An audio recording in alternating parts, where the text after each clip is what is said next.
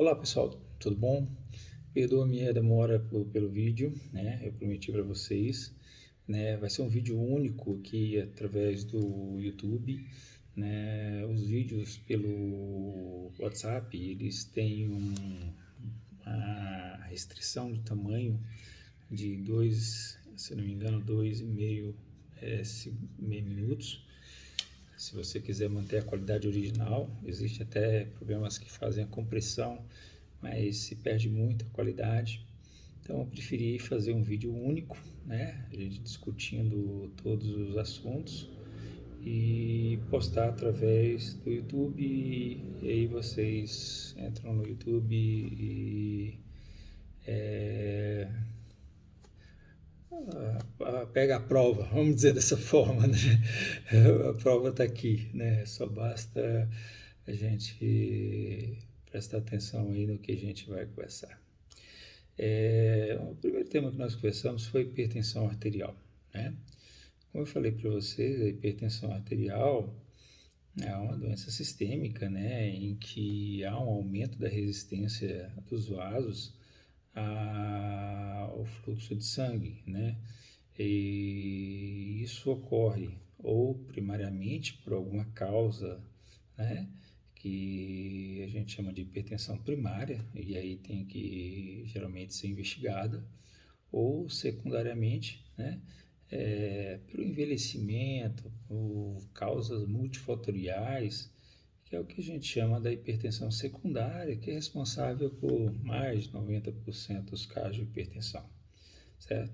Nem sempre a hipertensão secundária ela merece uma investigação, ela merece um tratamento eficaz, porque muitas vezes a hipertensão secundária ela está associada também com outras comorbidades, como obesidade, hipertensão, dislipidemia, né? E outras condições que estão associadas com risco cardiovascular. Quando a gente fala, gente, em risco cardiovascular, é risco de infarto, né? Risco de desenvolver doença coronariana, risco de se morrer de doença do coração, doença isquêmica do coração, certo? E a hipertensão é uma das condições que estão associadas a aumento de risco de doença arterial coronária, que é uma das coisas que a gente vai falar mais à frente, certo?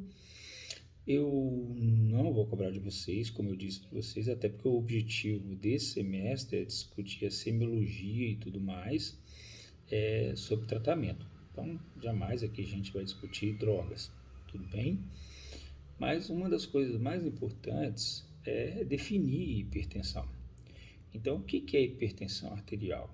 É quando você tem uma elevação mantida dos níveis pressóricos, né?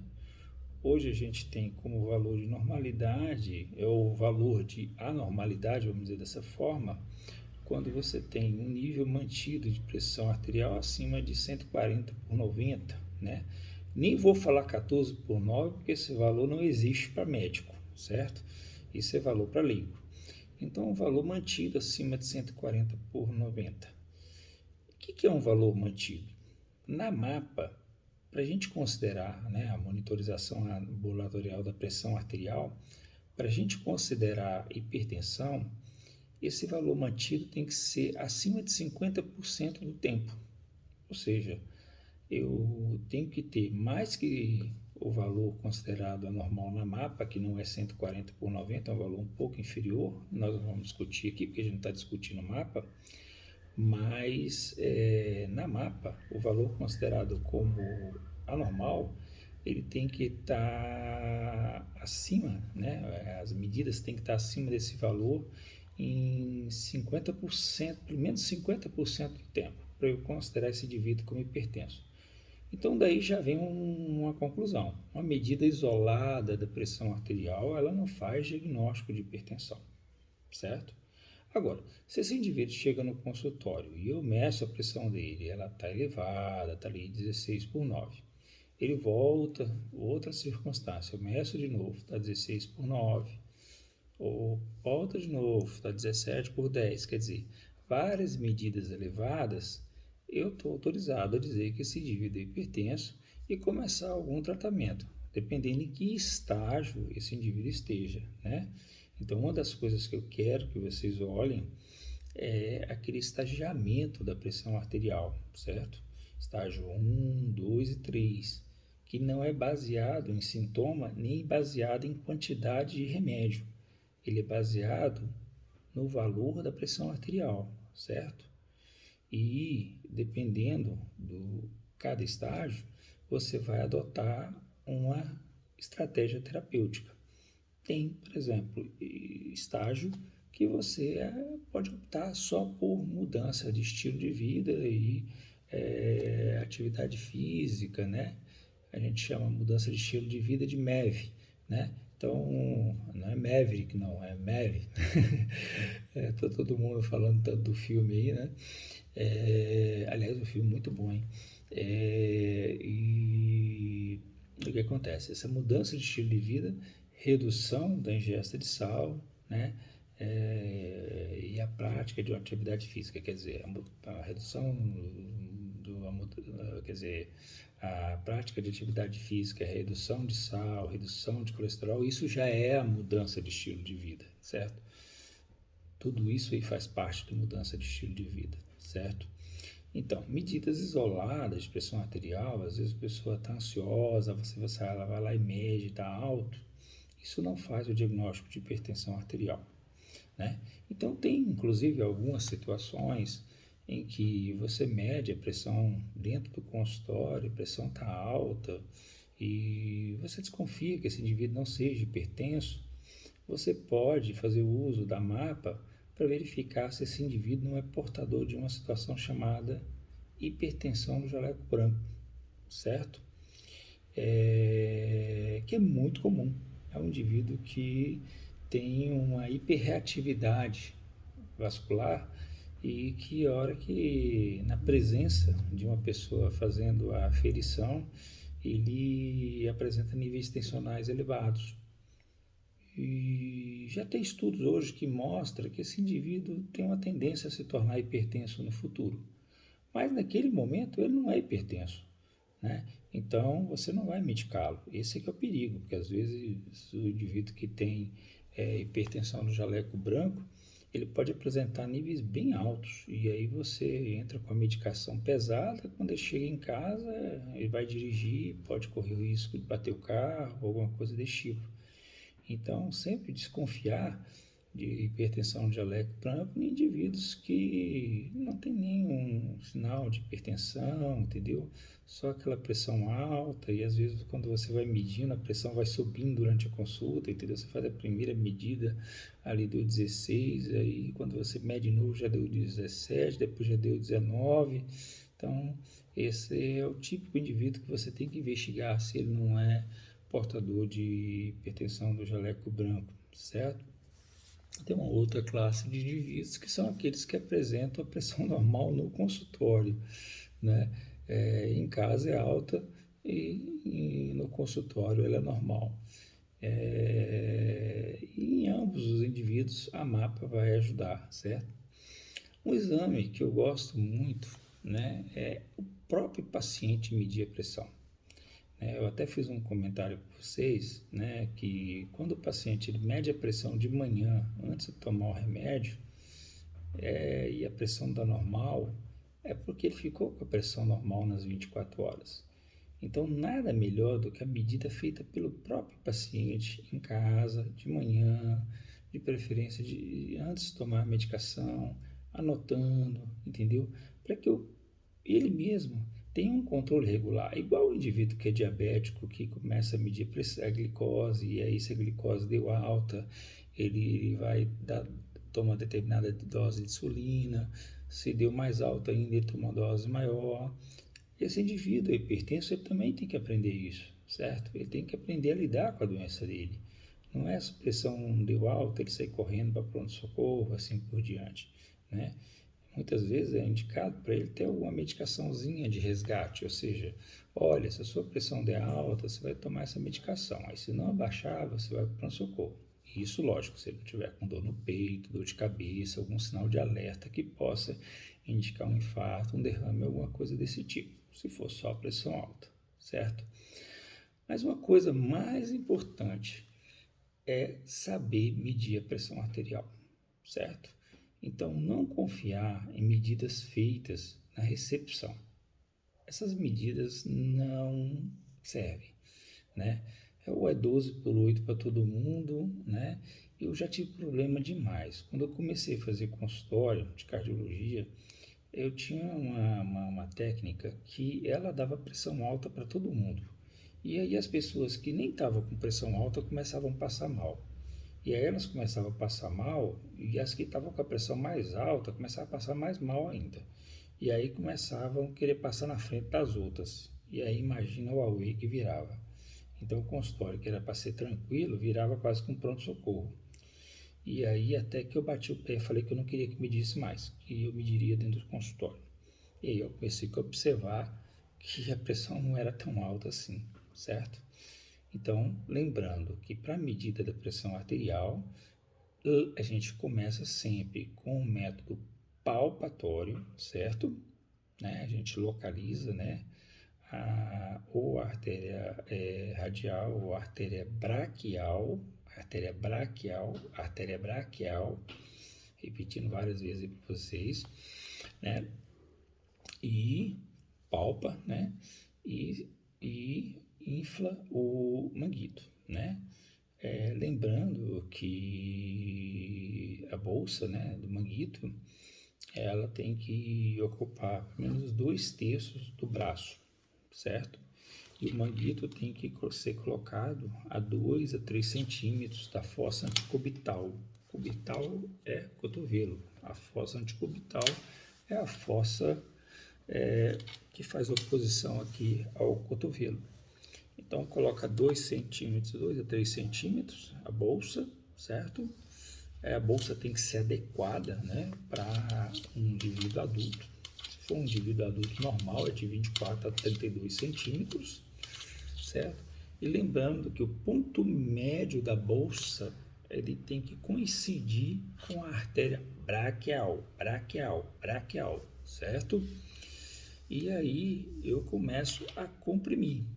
E na hora que eu estou comprimindo, eu posso palpar, por exemplo, o pulso radial e vou inflando, até sentir o desaparecimento do pulso. Sentir o desaparecimento do pulso, eu paro? Não. Eu inflo mais uns 20 milímetros de Hg e volto até sentir o pulso. Na hora que eu sentir o pulso, ali é a pressão sistólica. E a diastólica? Não. O pulso, pelo método palpatório, a gente tem uma precisão fenomenal para a medida da pressão sistólica, mas eu não consigo medir a pressão diastólica. Em algumas situações de emergência, que você está, por exemplo, numa cena de acidente e tudo mais, é importante às vezes para você saber se o indivíduo tem pelo menos uma pressão sistólica boa. E às vezes está carro passando, barulho de sirene e tudo, você não vai conseguir ouvir o som de Korotkoff.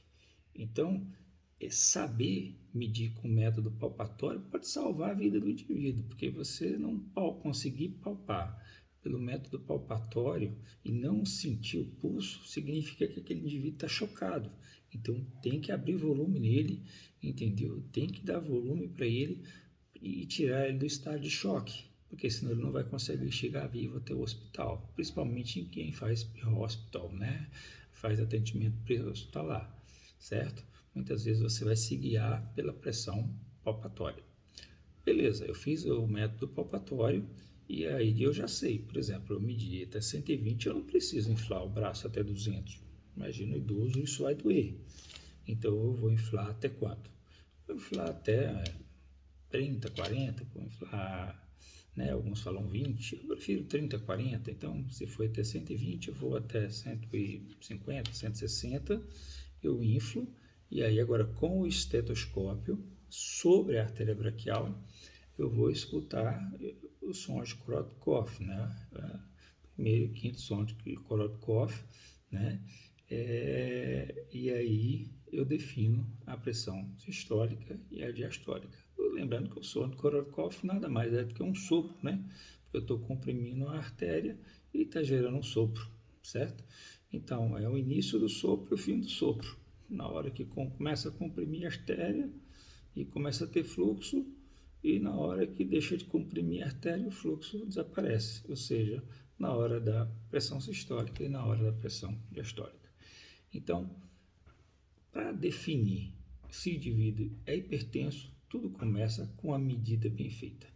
Porque se você não fizer uma medida bem feita, você pode criar um falso hipertenso. E tão grave quanto isso, você deixar passear por aí um indivíduo hipertenso, um diagnóstico de que está normal, porque você se baseou na medida da secretária que disse que estava 12/8. E às vezes a pressão dele estava muito mais que isso, certo? A grande vantagem também, isso não vai cair em prova, mas a grande vantagem de você fazer o método palpatório é que os idosos, eles têm a artéria muito endurecida, né? E aí, muitas vezes, você tem uma pausa durante os sons de Korotkov, uma pausa auscultatória dentro dos sons de Korotkov, que a gente chama de hiato auscultatório. E com o método palpatório, eu sei qual é a PA sistólica. E às vezes no som de Korotkov eu vou medir dentro dessa pausa, eu não vou pegar o ponto mais alto. E às vezes eu vou pegar o segundo ou terceiro som de Korotkov como sendo o primeiro, entende? E aí eu vou achar que a pressão está baixa e ela está lá em cima, certo? Então essa é a vantagem de você medir usando o método palpatório, de que você nunca vai errar, certo?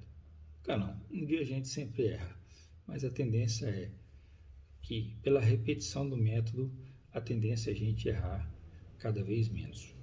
Tudo bem? Então aqui a gente fecha hipertensão, lembrando sempre dos conceitos, né, de hipertensão, que eu falei para vocês, que é o aumento da resistência dos vasos, certo? Vasos arteriais, né? Não falamos de tratamento, mas falamos que tudo começa com um diagnóstico adequado, certo? Que existe hipertensão primária, que é aquela que você investiga a causa, por exemplo, uma hipertensão por um feocromocitoma, você vai lá, tira o feocromocitoma e o indivíduo deixa de ser hipertenso, certo? Uma hipertensão causada, por exemplo, por uma apneia obstrutiva do sono, você vai lá, coloca um CPAP e o indivíduo deixa de ser hipertenso. Agora, a hipertensão secundária é multifatorial, não tem uma coisa que você vai lá e corrija. Você tem que tratar a hipertensão e, às vezes, os fatores de risco associados, né? Diabetes, hipertensão, obesidade, né? Tudo bem? Então, hipertensão, isso aí, tá bom? Vamos falar um pouquinho de doença arterial coronária, certo? E que é de extrema importância, né? Como eu disse para vocês, a doença arterial coronária é a principal causa de insuficiência cardíaca no mundo. E se considerar que as doenças cerebrovasculares, né? As doenças cardiovasculares e cerebrovasculares são as principais doenças e causas de mortalidade no mundo. Então, você tem uma ideia da importância de se diagnosticar a doença arterial coronária, certo? Então, vocês devem ter acompanhado no consultório indivíduos que chegaram com clínica realmente de doença arterial coronária, né? E indivíduos que chegaram com clínicas diversas, né? Uma das coisas que faz o indivíduo mais procurar o consultório é a queixa de dor torácica. E nem toda dor torácica vai ser doença arterial coronária, e nem todo indivíduo que não tenha dor torácica não vai ter doença coronária. Tem indivíduos que têm doença coronária com apresentações totalmente atípicas, né? Tosse seca, dor epigástrica e outros sintomas. Então, está sempre atento, né?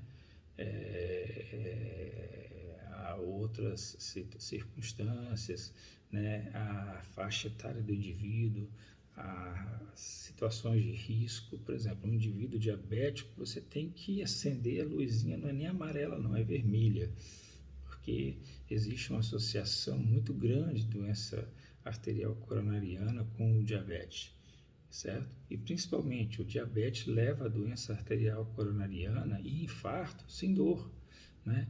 Então, é um indivíduo que você tem um nível de desconfiança muito grande. Lembrando que a doença coronariana, sempre quando a gente falar em doença coronariana, nós vamos estar falando em aterosclerose, deposição de gordura nos vasos, né? Deposição de colesterol, de preferência colesterol LDL, que é o colesterol mais heterogênico. Então, guarde esse conceito. A doença arterial coronária é a deposição de material aterosclerótico na circulação arterial, certo? E aí nós vamos ter várias formas de apresentação da doença arterial, né?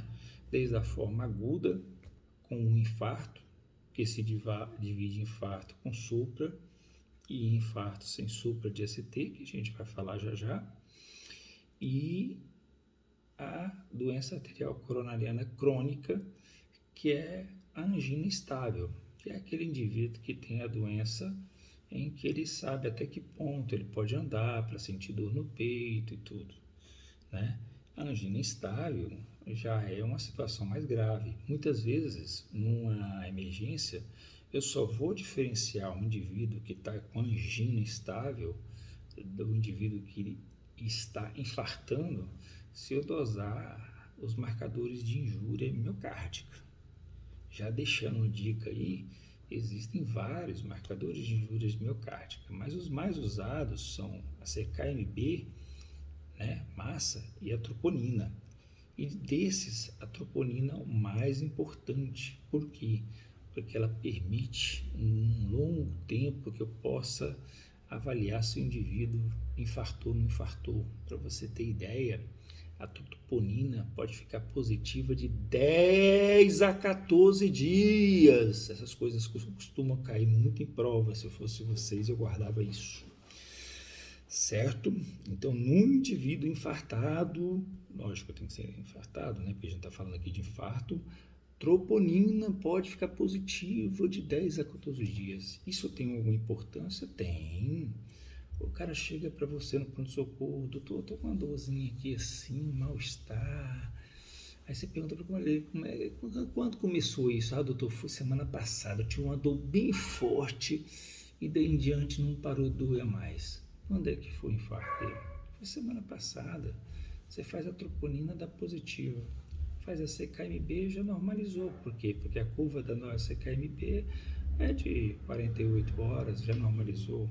Mas a troponina dura até 14 dias. Então ela está revelando que o infarto foi lá semana passada e o que ele está tendo agora é uma angina estável, certo? Tudo bem? Então, olha a importância de saber que a troponina fica 14 dias, certo? E como a gente vai tratar a doença arterial coronariana? Tem várias medicações que a gente citou, eu não vou cobrar medicações de vocês, não tem nenhuma questão que foi sobre medicações, certo? Mas a gente pode optar por cirurgia, né? Vai depender de cada paciente, ou pode optar pela angioplastia, certo? Que é a colocação de stents. Também não cobrei isso de vocês. Quando é que cobra cirurgia? Também quando cobra angioplastia. Mas eu vou falar aqui para vocês. Quando um indivíduo, por exemplo, ele precisa de mais para ele recuperar, por exemplo, infartou, né? Ou está com a circulação obstruída, mas não está infartada. Mas se ele vai precisar de mais de 3 stents, é cirurgia. Se a lesão é do tronco da coronária esquerda, é cirurgia, entendeu? Então, são essas situações que geralmente levam à indicação cirúrgica. Quando a lesão é única, ou até 2 lesões, entendeu? Você ainda opta pela angioplastia, que é a colocação de stent, né? Mesmo que o indivíduo não esteja infartado, ele tem lesões acima de 70%. Porque, como eu falei, é interessante, porque lesões abaixo de 70%, o tratamento clínico é superior a você colocar stent. Então, o stent tem um benefício em pacientes com lesões críticas, que a gente fala, que são lesões acima de 70%, porque ela pode evoluir rapidamente para obstrução. Mas em lesões abaixo de 70%, o tratamento se baseia em dois pilares. Quais são? O uso de antiagregante plaquetário, por quê? Porque você tem a formação da placa de ateroma. A placa de ateroma tem no seu interior material lipídico, que é altamente heterogêneo, né? E pela tensão parietal do fluxo sanguíneo, vai havendo uma desnudação desse material, até que esse material ele é exposto. Quando esse material é exposto, ele ativa a cascata de coagulação, levando à agregação plaquetária. Essa agregação plaquetária leva à formação de um trombo branco. Então, eu vou utilizar um antiagregante plaquetário. Aí temos dois, o AES, clopidogrel, não vamos aqui ficar indicando qual que é a farmacologia de cada um, mas não existe tratamento para doença coronariana se não tiver AS, é uma coisa, né? E como esse material é lipídico, eu tenho que tentar estabilizar essa placa, né? Diminuir o teor lipídico dela, como se fosse ressecá-la, entende? Desidratá-la do ponto de vista lipídico. E aí eu posso fazer uso de medicações chamadas estatinas, que são hipolipemiantes, né? Eles vão diminuir o teor de colesterol. Né? Lógico, tem estatina melhor, tem estatina pior, tem assim por diante. Não vamos aqui ficar discutindo isso. Mas também não existe tratamento para doença arterial coronariana, seja do indivíduo que já infartou, o indivíduo que está tratando a doença arterial coronariana crônica, sem utilização de uma estatina, certo? De preferência uma estatina de boa qualidade, né? Por quê? Porque você vai diminuir a agregação plaquetária com o antiagregante plaquetário e você ainda vai tentar estabilizar a placa, né? E com algumas estatinas, eu vou citar aqui o nome, mas não vai ser cobrado em prova, né? A rosuvastatina, atorvastatina, né? Elas conseguem até reverter a placa, né? Fazer a placa diminuir de tamanho e ficar fibrosada, né? Deixa só o componente fibrótico da placa e eliminar aquele componente lipídico. Olha que maravilhoso, né? Então, você vê que o tratamento medicamentoso, se você tem lesões abaixo de 70%, ele é superior a você colocar stent, que é um corpo estranho. Tudo bem? Quando a gente fala de infarto do miocárdio, nós temos dois tipos de infartos, né? Nós temos o infarto com supra de ST, que também a gente chama de infarto transmural, né? Porque ele acomete toda a parede do ventrículo, certo? E que também antigamente era chamado de infarto oclusivo, porque ocluía todo o vaso. Vocês vão lembrar de um desses slides que tem aí, que inclusive mostra o trombo ocluindo todo o vaso. E temos um infarto sem supra de ST, também chamado de infarto não transmural, né? E que era chamado de infarto suboclusivo. Nesse mesmo slide mostra a suboclusão do vaso. Importância disso. Lógico que o infarto oclusivo vai causar mais estrago, mais morte celular, certo? Por isso que o tratamento para o infarto oclusivo é o quê? Como aquele trombo, lembra que aquele trombo é formado de fibrina, a ideia é utilizar o quê? Uma substância que a gente chama de fibrinolítico, trombolítico, né? Tem vários no mercado, mas os que a gente mais utiliza hoje em dia não vai cair em prova, isso aí.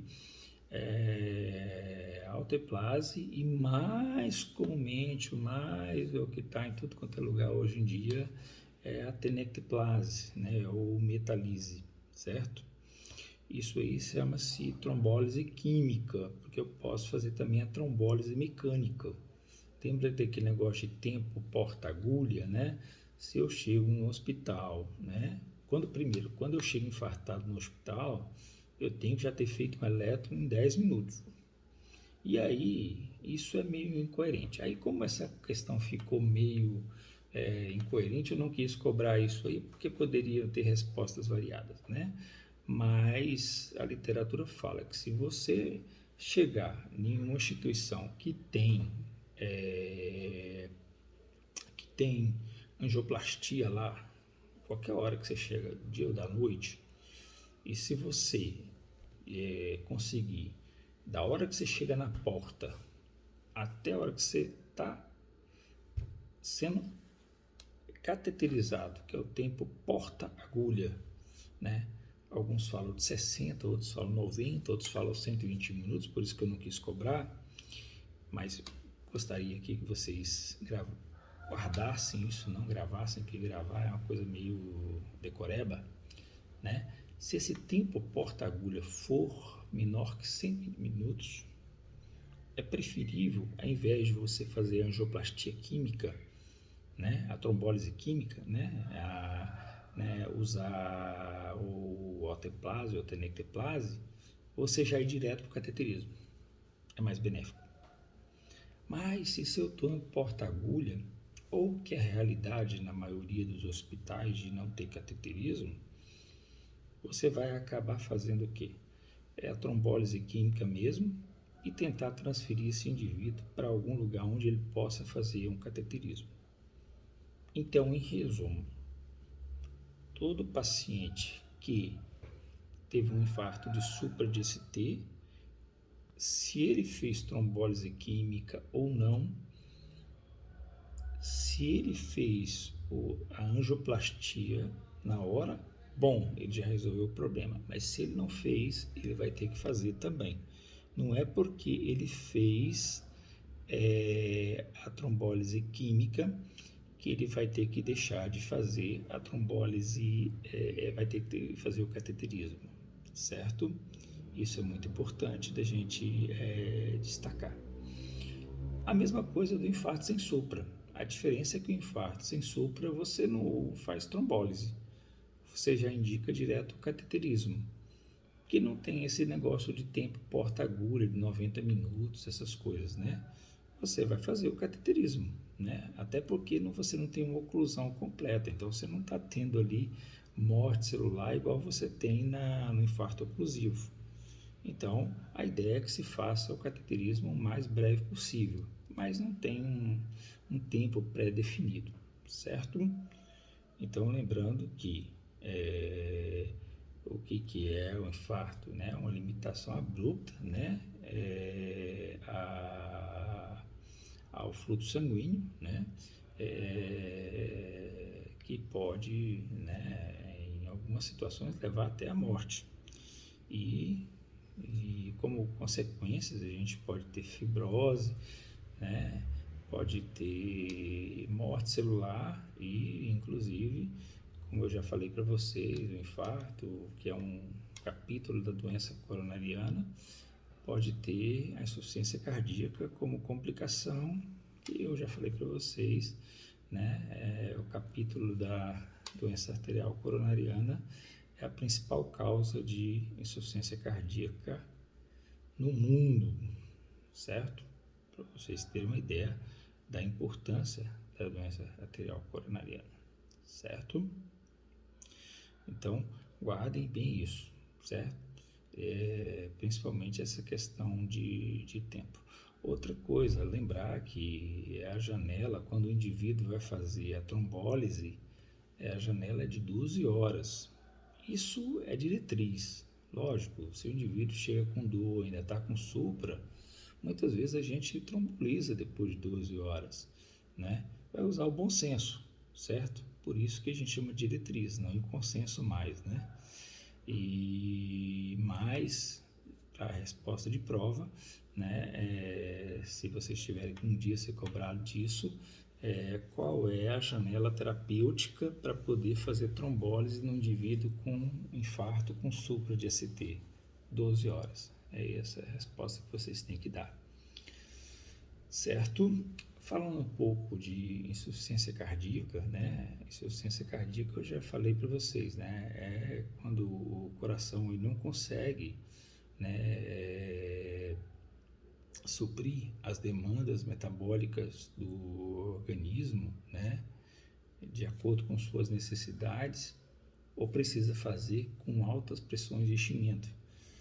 Quando ele não supre suas demandas metabólicas, a gente está falando de insuficiência cardíaca sistólica. E quando ele faz com altas pressões de enchimento, a gente está falando de insuficiência cardíaca diastólica, né? Então, uma coisa que a gente não vou cobrar também, questão de tratamento, se é inibidor de ECA, é nível 1A, não sei o que e tal, isso aí eu coloquei muitas coisas para vocês lá para que vocês guardem. Mas eu quero que vocês saibam diferenciar uma insuficiência cardíaca direita de uma insuficiência cardíaca esquerda, mesmo que na maioria das vezes elas venham misturadas, mesmo que na maioria das vezes a insuficiência cardíaca direita seja uma evolução da insuficiência cardíaca esquerda, certo? Mas quais seriam então os sintomas da insuficiência cardíaca esquerda, né? Tosse seca, dispneia, ortopneia, dispneia paroxística noturna. E aí, vamos cobrar de uma coisa que nós falamos lá atrás. Lembra que eu falei da terceira bulha, que na presença de insuficiência cardíaca seria um sinal de gravidade, disfunção do ventrículo esquerdo? Então, se eu escuto uma terceira ou uma quarta bulha, aí sim a terceira bulha não é fisiológica. Ela é um indicativo de disfunção ventricular esquerda e é um indicativo de insuficiência ventricular esquerda, correto? Então, guardem isso. Tá bom? Isso costuma ser cobrado, certo? Essa questão da terceira bulha, na presença de sinais de insuficiência cardíaca, ser mais um sinal de insuficiência ventricular esquerda. Guardem isso, costuma ser cobrado, viu? Eu tenho até a impressão que pode cair na prova de vocês. E sintomas de insuficiência cardíaca direita, que é mais sintomas congestivos, porque está relacionado ao ventrículo esquerdo, né? Então, edemas inferiores, edema de bolsa testicular, ascite, hepatomegalia, derrame pleural, certo? E muitas vezes você vai ver isso tudo junto no indivíduo, certo? E existe a insuficiência cardíaca, como eu falei para vocês, de baixa fração de ejeção, quando a fração de ejeção geralmente abaixo de 30%, né? A ICFR, né? Que é a insuficiência cardíaca de fração de ejeção reduzida, e a insuficiência cardíaca de fração de ejeção normal, que geralmente é a insuficiência cardíaca diastólica, né? Você faz a fração de ejeção, ela está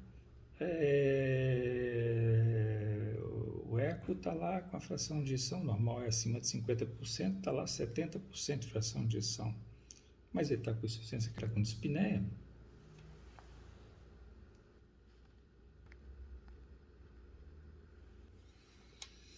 Desculpa aqui, deu um tilt aqui. Ele está lá com insuficiência cardíaca, ele está lá com